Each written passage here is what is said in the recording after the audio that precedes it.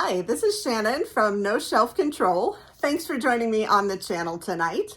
We have a winner of the Tournament of Books, so I am very excited today to tell you who from the semifinal round and the zombie round are going against each other and who will pull out the win for today. So let's talk a little bit about how this happens. So the Book of Goose went through the tournament as planned.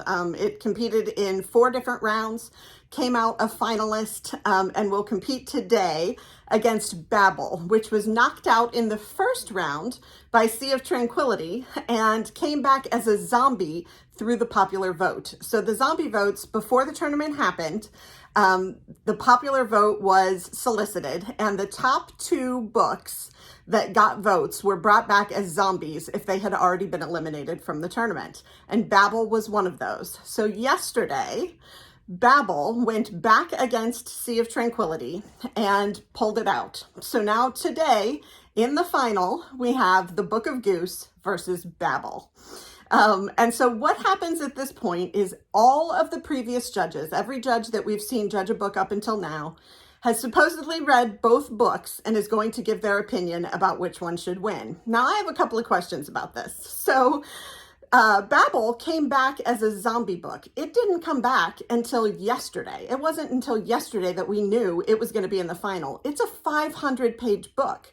So either all of these judges read all of the books or most of the books all the way along to be prepared for something like this, or all of them had to try and read it last night. Some of them had to try and read it last night. So I'm not convinced that all of the judges read the entire Book of Babel. I think they probably did read the Book of Goose because it's been going great guns all along, but I'm not totally sure they all read Babel, but we'll leave that up to their discretion. So let's talk about the 2 books today. I found different synopses because I know you guys have been hearing me read the same synopsis for the Book of Goose 5 times. Probably don't want to hear that again. And then Babel, this would be the 3rd time. So I went out and found different synopses of each book, and I'm going to read those to you today and tell you a little bit about each book. So let's start with the Book of Goose. The Book of Goose was published September 20th, 2022. An important thing to remember is that all the books in this tournament were published last year. So it was published September 20th, 2022 by Farah, Straus, and Giroux, and it is 368 pages.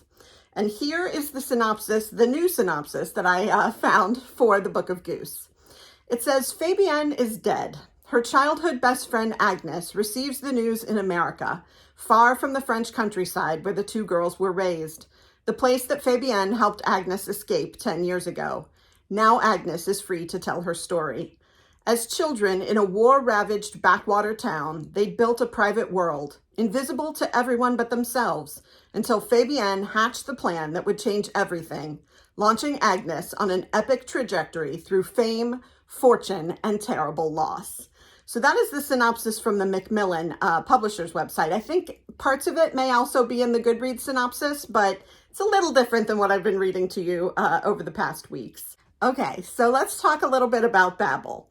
Babel was published August 23rd, 2022 by Harper Voyager, and it is 545 pages. As I said, it is a lot bigger book than the Book of Goose. So let's read this slightly different synopsis that I found for it. With its hundreds of spires and stone facades, Oxford University looks like a cathedral of knowledge, unassailable and ancient. What dangerous texts might its highest towers and deepest libraries contain?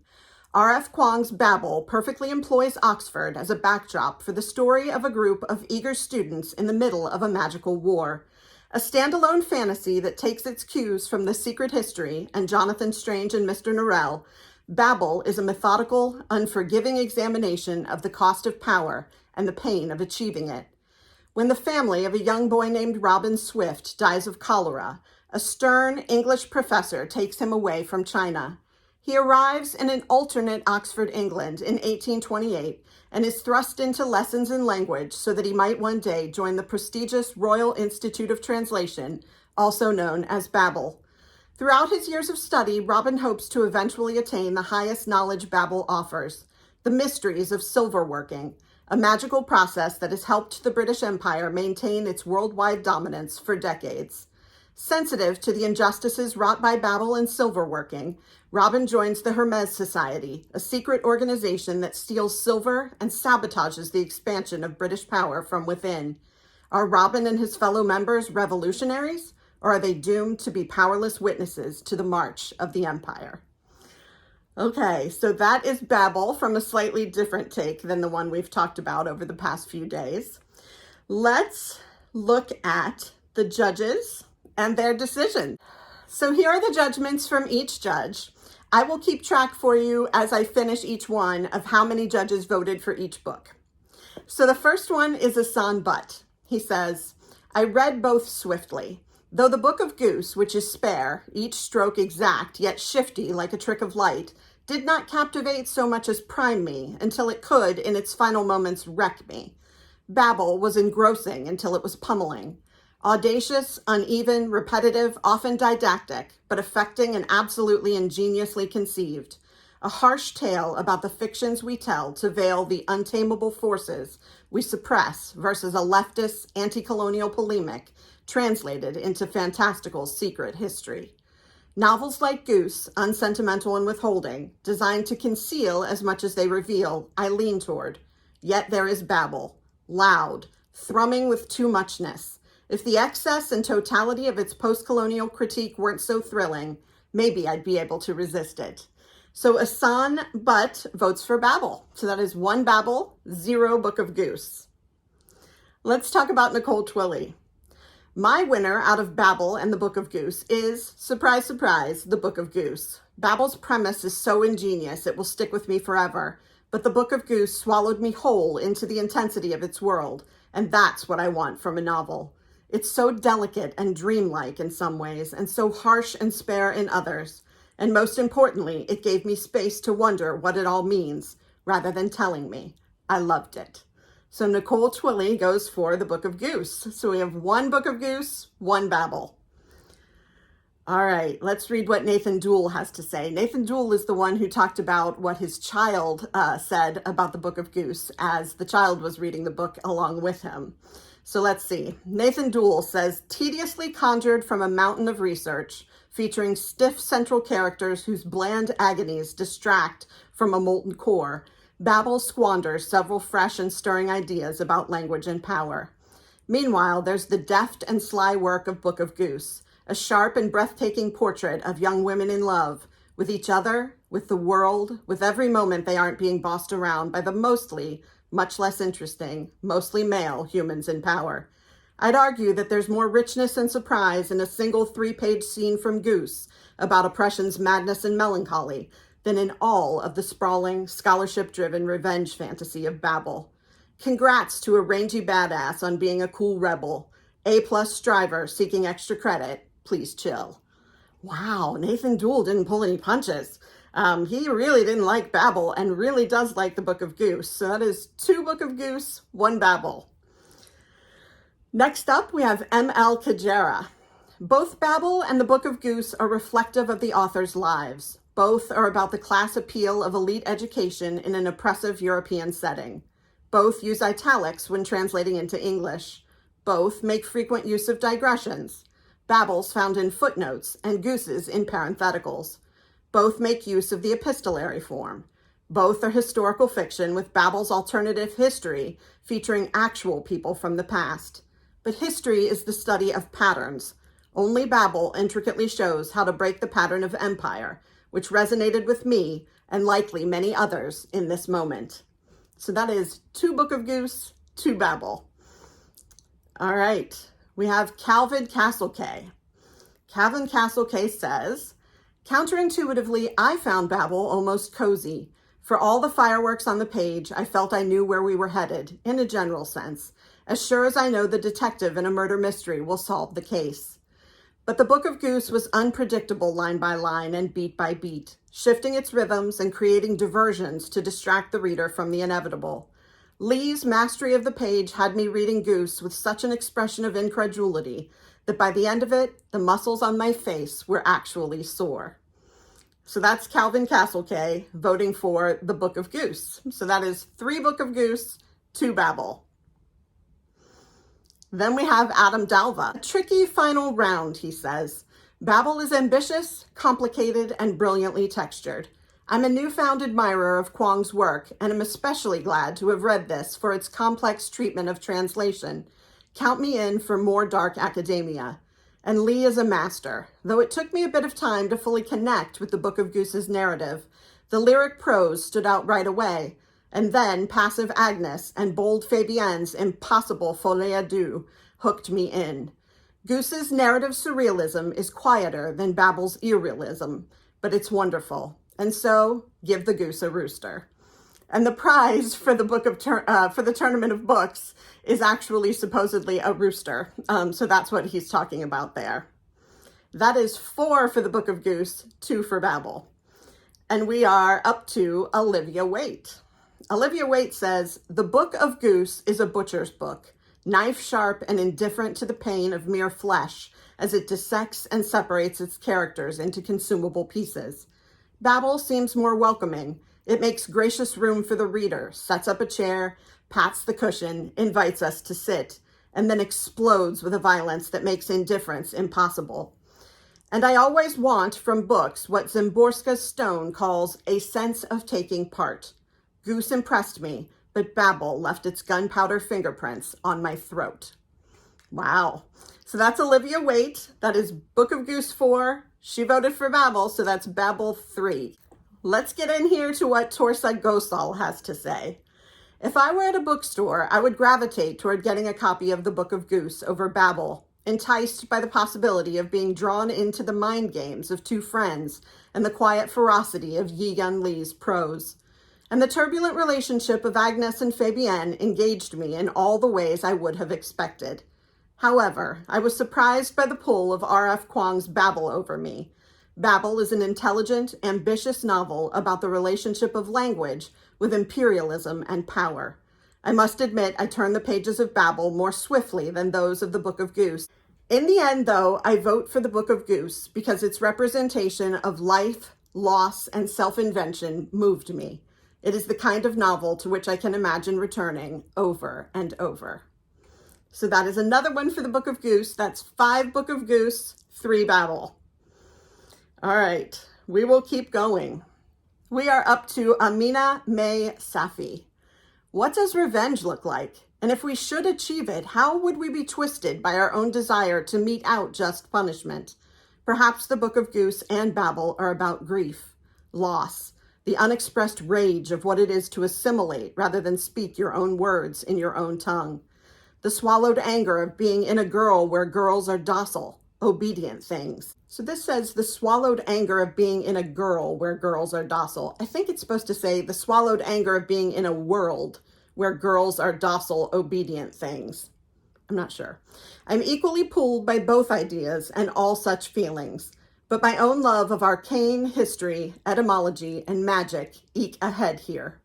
So she votes for Babel. That's 4 Babel, 5 Book of Goose. So Book of Goose is still ahead, and we are plugging through the judges. I do have to say, when it comes to covers, there's no clear winner. I don't understand the cover for the Book of Goose. I don't even understand the title. I've read multiple synopses, multiple judgments, and I still don't know what the Book of Goose has to do with Agnes and Fabienne. And then the cover for Babel it's a building like the Tower of Babel, but it's not incredibly compelling. So I don't think anybody picked these books by their covers, but that's my assessment. Let's talk about A. Cerisse Cohen. Damn, I loved both. Some similarities. Each celebrates complicated friendships and features a young prodigy who rebels against the villainous educator who whisked them to England. Babel is brilliant, especially on the corrosive, pervasive effects of imperialism and the connections between language and power. It can also be didactic and often made me want to turn to a history, essay, or translation theory. The Book of Goose does what I think only fiction can do. It filtered experience through language, generating meaning, especially regarding death and literature, via strange narration that embraced ambiguity and captivated this reader page after page. So she voted for the Book of Goose. So that is 6 Book of Goose, 4 Babel. Let's head up to Summer Farah. There is much to appreciate about Babel. Although it is a tome, each page counts. The world is vibrant, thorough, rich with research and intention. The Book of Goose was a book I read in my first round, and the book I chose to move forward. The intimacy of address still hooked me wholeheartedly on this second read several months later. So Summer Farah was the one who chose the Book of Goose in the first round, and she's sticking with it. So Book of Goose 7, Babel 4. All right, Christina Orlando. I knew Babel was going to be big and impactful from the moment its book deal was announced, and it did not disappoint. Centering the darkness of scholarship and academia as an institution, Babel does the anti-colonial work that so many books claim and fail to achieve.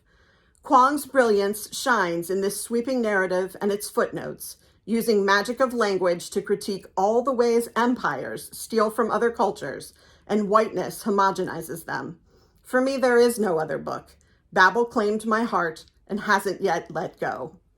So Christina Orlando is all in on Babel. That is 5 Babel, 7 Book of Goose. So Book of Goose is still ahead, but Babel is not far off. Let's go to our judge from yesterday. That is Xuan Juliana Wang. The Book of Goose tormented me, like the memory of some regrettable thing I said in high school that I've still yet to find funny. Reading it felt like singing a hopeless karaoke love song. From the beginning, the reader is told that neither of these friends will find the kind of happiness they so wanted as children, but to experience their uneasy love for each other on their path to leaving one another is still a sad pleasure. So no mention of Babel at all in Xuan Juliana Wang's review. She wants Book of Goose, so it is 8 Book of Goose, 5 Babel. Let's keep going. Abayomi Animashaun. Very short little judgment here. The Book of Goose is among the best novels I've read this year. It's polished and its examination of the gilded prison is superb. Yet I find myself drawn to Babel for its scope, scholarship, and unabashed reliance on etymologies and translation theory. So Abayomi Animashaun chooses Babel. That gives us 6 Babel, 8 Book of Goose. So Book of Goose is still ahead by 2. Then we have Santiago Sanchez. Babel deserves its flowers. It was entertaining to follow a Harry Potter-esque cast of students take on their beguiling, powerful school, but ultimately the heavy-handedness of Wang's approach to racism and colonial exploitation felt a little cookie-cutter and self-conscious. It's the kind of fiercely political book I could see my students really loving. I've already recommended it to a few. But ultimately, a short book committed to emotionally remembering the past is the quickest way to my heart. Throw in a complicated friendship and you've got me by the hair. The Book of Goose isn't trying to appeal to everyone. I've been surprised to see it on so few awards lists. But its attention to ambivalence and discomfort, to what Cyan Guy calls ugly feelings, is exactly what makes this book my winner. So we have the Book of Goose 9 and Babel 6. All right, let's see what happens. Katy Waldman. Babel is so charismatic. I love its premise, magic generated by word meetings that slip between the cracks of translation, and its deep thoughtfulness about how the strands of language, power, and empire can both merge and come apart. The Book of Goose, though, is also a continent-spanning adventure, a study of individuals swept up in history, and one further elevated by psychological acuity and tonal clarity. Personally, as a twin, I can't resist a complicated doubled girl Bildungsroman. I don't know how to pronounce that word. I can't resist a complicated doubled girl Bildungsroman. And I don't know what that means. So do me a favor and look that up and we'll know what Katy Waldman is talking about. So she votes Book of Goose. So we are at 10 Book of Goose, Babel 6. Lauren Markham. What an impossible, delightful pairing. These books couldn't be more different, and thus considered next to one another offer a dazzling reminder that a book and a great book can take so many different forms. Babel is a hurtling epic, a stunningly imagined world defined by the interplay of language, profit, and power. The Book of Goose is the smoldering story of friendship, with language so liquid and dialogue so surprising that something on nearly every page took my breath away. Ultimately, it was the Book of Goose that twisted deeper hooks beneath my skin. So Lauren Markham really liked both books, but ultimately goes for the Book of Goose. And that is our last judge. So we have 11 for the Book of Goose and 6 for Babel. And that is our winner, the Book of Goose, which many of you suspected and talked about in the comments in previous days. So I am excited to announce the Book of Goose is the champion of this year's Tournament of Books. I really hope that you've enjoyed this. I've enjoyed doing this series. I know we've talked about a lot of the books over and over and over again, but I think it's been great to see them compete against other books and hear what the judges thought about each book, because every judgment has been different. So if you enjoyed this series of things that I've done, please click like and subscribe. I love to get your feedback. I also do have a wish list at the bottom of each of my video descriptions. If you're interested in sending me a book, I would love to read it, review it on the channel, and give you a shout out. I will be back this weekend with some book reviews, with some new books that I want to introduce you to, and a whole list of things from the book of the month and other hot titles that are coming in the month of April. So I hope you will stick around, come back and watch my next video, and I will see you soon. Thanks.